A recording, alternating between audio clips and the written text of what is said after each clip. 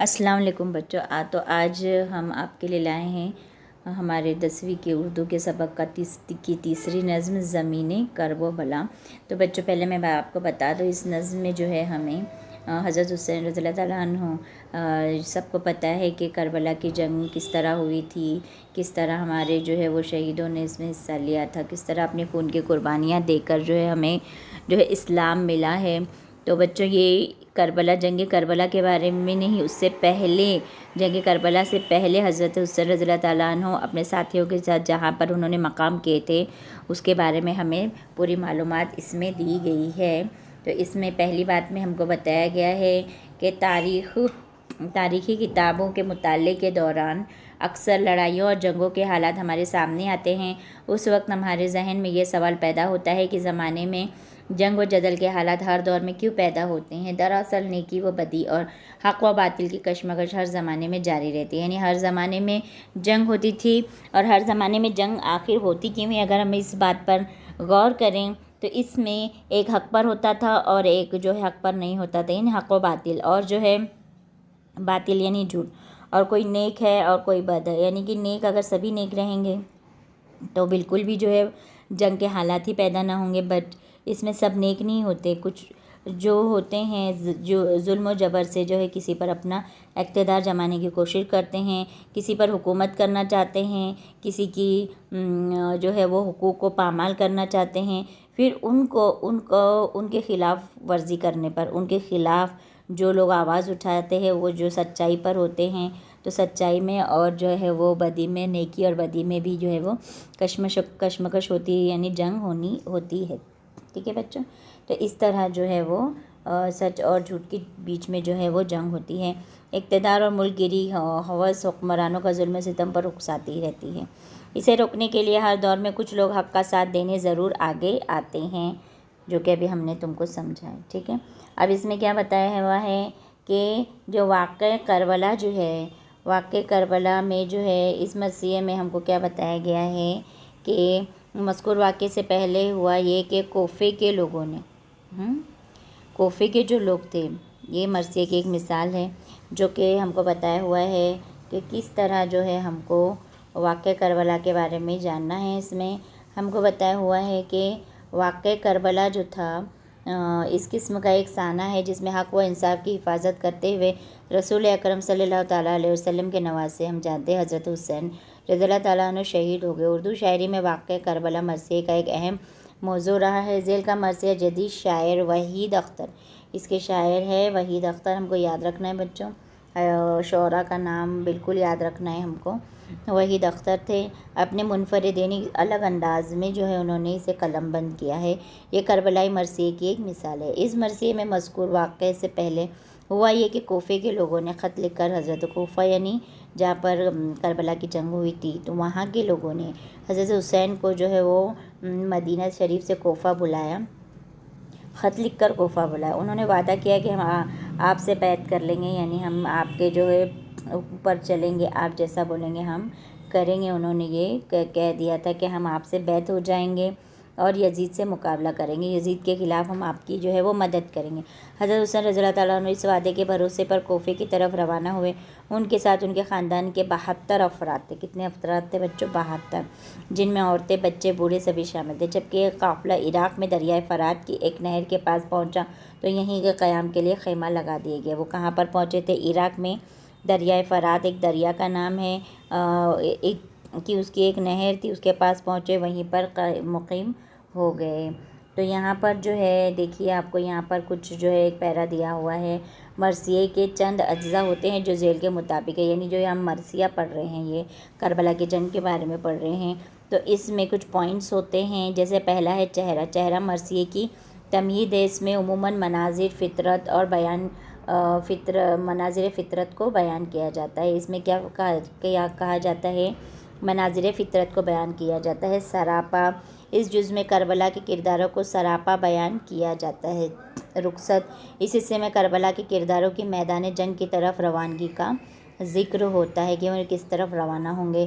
اس کے بعد بچوں آمد، آمد یعنی آنا، اس حصے میں اہل بیت رسول صلی اللہ تعالیٰ علیہ وسلم کی میدان کربلا میں پہنچنے کی رودات بیان کی جاتی ہے، یعنی کس طرح وہ جو ہے میدان کربلا میں پہنچے تھے۔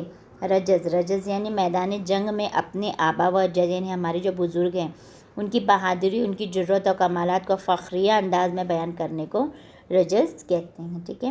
رزم، اب رزم کیا ہے؟ میدان کربلا میں ہوئی جنگ کے احوال اس حصے میں بیان کیے جاتے ہیں کہ کیا کیا اس میں میدان کربلا میں کیا کیا چیزیں جو ہے کس طرح جنگ لڑی گئی۔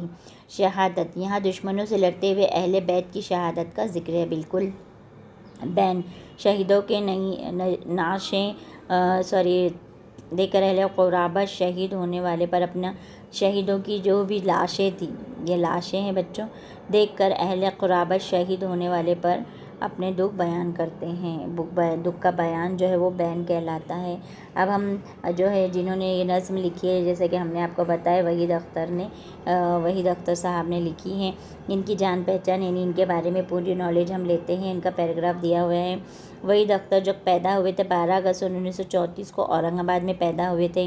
ابتدائی تعلیم حاصل کرنے کے بعد وہ حیدرآباد چلے گئے، جہاں انہوں نے عثمانیہ یونیورسٹی سے ڈاکٹریٹ کی ڈگری حاصل کی۔ وہ علی گڑھ مسلم یونیورسٹی میں لیکچرر مقرر ہوئے۔ وحید اختر اردو کے جدید شعراء میں شمار کیے جاتے ہیں۔ انہوں نے صنف مرثیہ کو نئے رنگ و آہنگ اور بلندی سے ہمکنار کیا۔ اس سلسلے میں ان کے 8 مرثیوں کا مجموعہ کربلا تا کربلا قابل ذکر ہے، جس سے ذیل کا مرثیہ ماخوذ ہے۔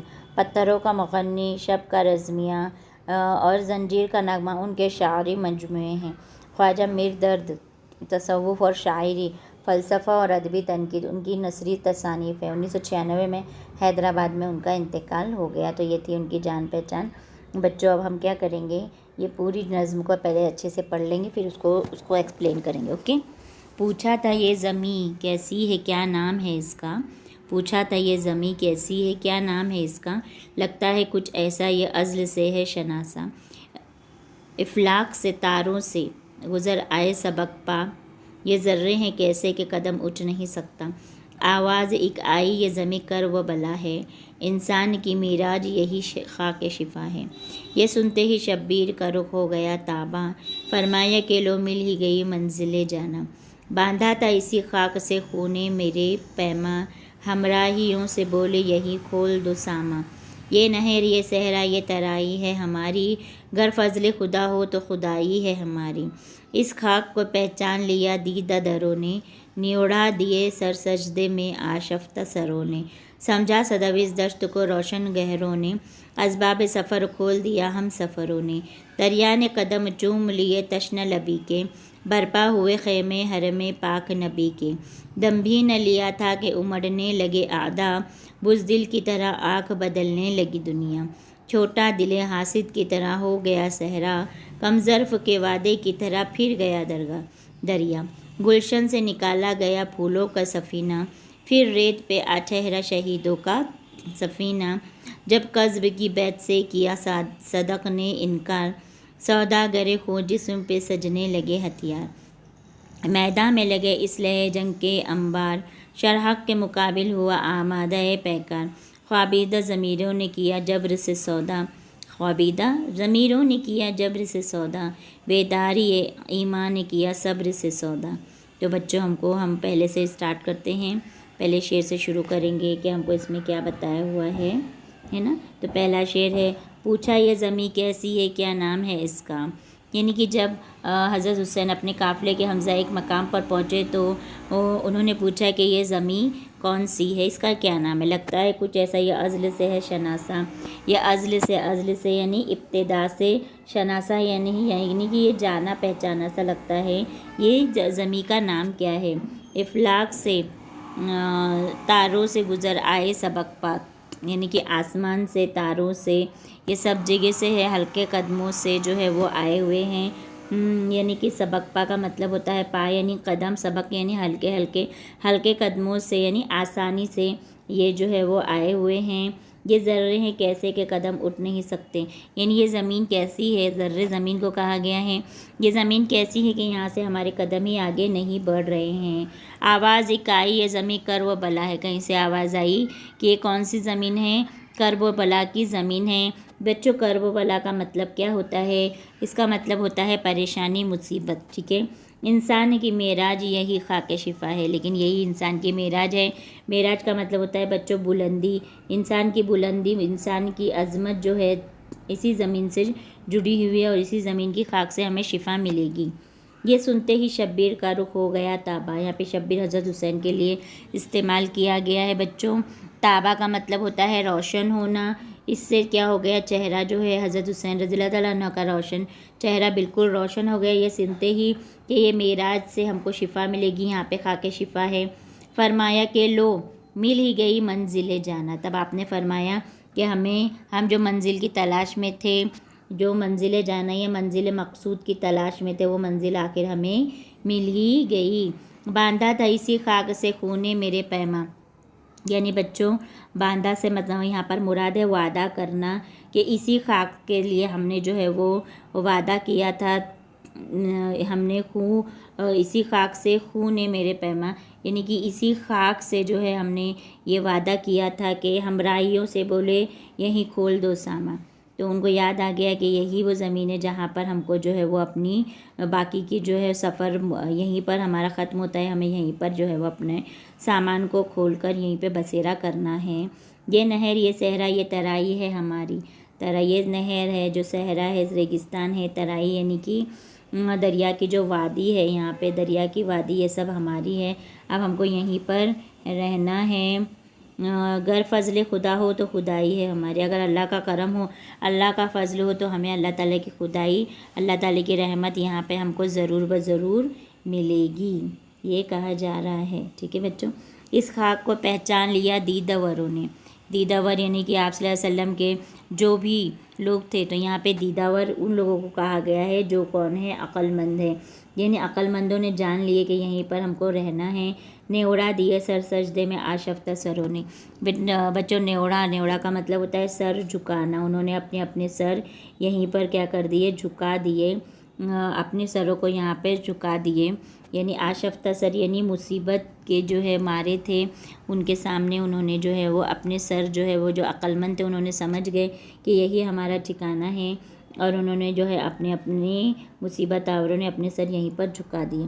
سمجھا صدف اس دشت کو روشن گہروں نے، ہے نا، تو یہاں پہ بتایا گیا ہے بچوں کہ صدف کا مطلب ہوتا ہے سیپ، جو سیپ ہمیں ملتی ہے نا پانی میں، وہ سمجھا صدف اس دشت کو روشن گہروں نے، یعنی روشن گہری یعنی کہ روشن کردار والے، یعنی کہ اس سیپ کو، یعنی اس پل کو، اس جو ہے وہ یہ جو ہم کو کربلا کی جو زمین ہے اس کو جو ہے یہاں پہ صدف یعنی سیب کہا گیا ہے۔ اسے کس نے سمجھا؟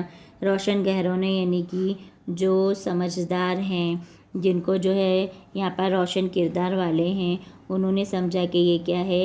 سیپ ہے، یہ صدف کو انہوں نے سمجھا۔ اسباب سفر کھول دیا، اسباب سفر کھول دیا ہم سفروں نے، تمام لوگوں نے اپنا اپنا سفر کا سامان کھول دیا۔ دریا نے قدم چوم لیے تشنہ لبی کے، دریا جو تھے، دریا بھی خوش ہو گئی، جیسے کہ ہر ایک ماشاءاللہ سے ہر ایک وہاں کا ذرہ ذرہ خوشی سے جو ہے بےتاب ہو گیا تھا۔ اسی طرح تشنہ لبی یعنی کہ پیاس، تشنہ لبی کا مطلب ہوتا ہے پیاس، جو دریا نے جو ہے وہ تشنہ لبی کے قدم چوم لیے۔ برپا ہوئے خیمے حرم پاک نبی کے، اس کے بعد بتایا ہوا ہے کہ حرم پاک نبی کا مطلب ہے نبی کے خاندان کی عورتوں کو یہاں پہ حرم پاک دیا گیا ہے، ان کے بھی خیمے یہاں پر دکھنے لگے، ہونے لگے۔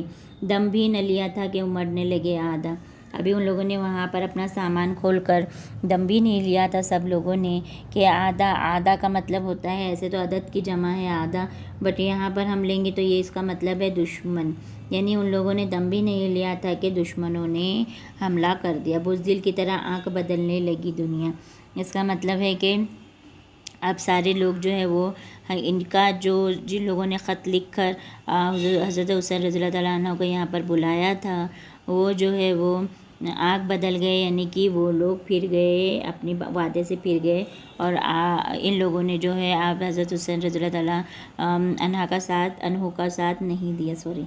چھوٹا دل حاسد کی طرح ہو گیا صحرا، کم ظرف کے وعدے کی طرح پھر گیا دریا۔ چھوٹا دل حاسد کی طرح ہو گیا چھوٹا دل حاسد کا مطلب ہوتا ہے تنگ دل، دل حاسد یعنی یہ لوگوں کے دل کیسے ہو گئے تھے، تنگ ہو گئے تھے کم ظرف کے وعدے. کم ظرف یعنی کہ یہاں پہ یعنی خراب لوگ جو ہے جنہوں نے وعدہ نہیں توڑ دیا ہے، ان کے لیے یوز ہوا ہے کہ وعدے کی طرح پھر گیا دریا یعنی اس طرح دریا بھی پھر گیا. دریا نے بھی جو ہے اپنی ایمانداری نہیں دکھائی. گلشن سے نکالا گیا پھولوں کا سفینہ. یہاں پہ ایسا بتایا گیا ہے کہ یہ جو گلشن ہے، یہ گلشن سے جو ہے پھولوں کا سفینہ تو نکال دیا گیا. وہ لوگوں نے جو ہے حضرت حسین رضی اللہ تعالیٰ عنہ کا ساتھ نہیں دیا، اور اس لیے کہا گیا ہے کہ گلشن سے نکالا گیا پھولوں کا سفینہ. پھر ریت پہ آ ٹھہرا شہیدوں کا سفینہ، یعنی کہ پھر سے ان کا سفینہ جو تھا، یعنی ان کا جو وہ کشتی جو تھی وہ کیا ہو گئے، پھر سے آ کر جو ہے وہ ریت پر آ کر ٹھہر گئی.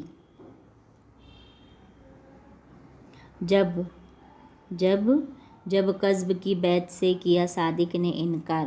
قذف یہاں پہ بولا گیا ہے جھوٹ لوگوں کو قذف بولا گیا ہے. قذف کی بیعت کا مطلب ہوتا ہے اسلامی قانون کے مطابق کسی کو امیر ماننے کا عہد، یعنی کیا صدق نے انکار. جب قذف کا مطلب ہے جھوٹ سے، جب جھوٹ سے بیعت کرنے کے لیے صدق نے یعنی سچائی نے جب انکار کیا غلط لوگوں کا ساتھ دینے کے لیے. سوداگرے خوں جسم پہ سجنے لگے ہتھیار. جب انہوں نے سچائی کا ساتھ دیا اور جھوٹوں کا ساتھ دینے سے منع کر دیا تو ہر طرف ہتھیار اور خون سجنے لگے، یعنی کہ لڑائی شروع ہو گئی. میدان میں لگے اسلحہ جنگ کے انبار، یعنی پورے میدان میں جو ہتھیار ہم کو نظر انبار یعنی کہ ہتھیار نظر آنے لگے.